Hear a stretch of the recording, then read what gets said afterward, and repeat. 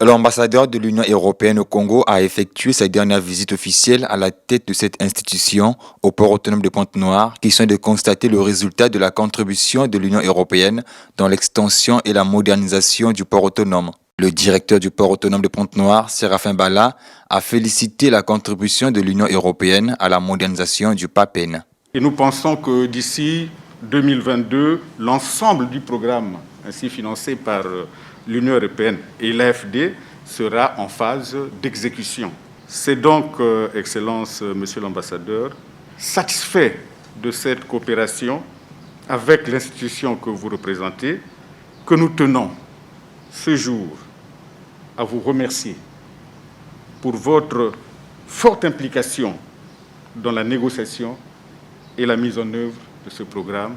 L'ambassadeur de l'Union européenne au Congo a au cours de cette rencontre visité le futur port de pêche, le terminal à conteneurs, la nouvelle zone d'extension du port autonome.